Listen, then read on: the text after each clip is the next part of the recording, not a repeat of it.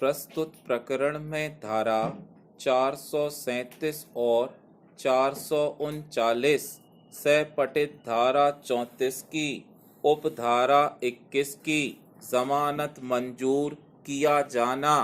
अभियुक्त के विरुद्ध भारतीय दंड संहिता और दंड प्रक्रिया संहिता की विभिन्न धाराओं के अधीन गंभीर आरोप विरचित किया जाना अभियुक्त द्वारा 5 वर्ष से अधिक की अवधि न्यायिक अभिरक्षा में व्यतीत किया जाना, जहां अभियुक्त द्वारा पहले ही एक लंबी अवधि न्यायिक अभिरक्षा में व्यतीत कर ली गई हो और निकट भविष्य में विचारण आरंभ या पूर्ण होने की संभावना न हो। अल्पविराम वहां न्याय तक पहुंच और त्वरित विचारण के अभियुक्त के अधिकार पर विचार करते हुए उसे जमानत पर छोड़ना उचित होगा। पूर्णविराम पैराचेंज। धारा 302 से पठित साक्ष्य अधिनियम 1972 की धारा 8 और 106 हत्या से संबंधित साक्ष्य दोष सिद्धि अभियुक्त और मृतका पति पत्नी को अंतिम बार उनके मकान में एक साथ देखा जाना, रात्रि में मृतका को फांसी लेकर आत्महत्या किया जाना, मृतका को फांसी देकर उसका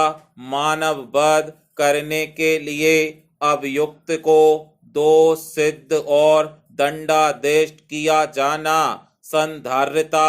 जहां गला घोंटकर या फांसी देकर मानव वध किया जाता है वहां अभियुक्त द्वारा यदि वह बालक या अत्यंत कमजोर या दुर्बल व्यक्ति ना हो या मादक पदार्थ उसको बेहोश न किया गया हो, अल्पविराम प्रतिरोध करने के कारण उसके शरीर पर हिंसा या संघर्ष के चिन्ह होंगे और जहां अभियुक्त के शरीर पर ऐसा कोई चिन्ह न पाया गया हो तथा अभियुक्त द्वारा मृतका पत्नी की हत्या करने का कोई हेतु भी सिद्ध न हुआ हो और मामले के तथ्यों और परिस्थितियों तथा अन्य साक्ष्य से संबंधित अभियोजन साक्ष्य की श्रृंखला पूर्ण न होती हो, अल्पविराम वहां अभियुक्त के विरुद्ध मामला युक्ति योग संदेह के परे साबित न होने के कारण उसे दोष मुक्त करना उचित होगा। पूर्णविराम पैराचेंज। धारा 302 से पठित साक्ष्य अधिनियम 1872 की धारा 32 मृतक के पति द्वारा उस पर मिट्टी का तेल छिड़ककर आग लगाया जाना, अल्पविराम दाह क्षतियों के कारण मृत्यु हो जाना, मजिस्ट्रेट द्वारा मृतका का मृत्यु कालिक कथन अभिलिखित किया जाना, जहां मृतका द्वारा अपनी मृत्यु से ठीक पूर्व मजिस्ट्रेट के समक्ष किए गए अपने मृत्यु कालिक कथन में अभियुक्त पति द्वारा उस पर मिट्टी का तेल छिड़ककर आग लगाए जाने का कथन अभी साक्ष्य दिया गया हो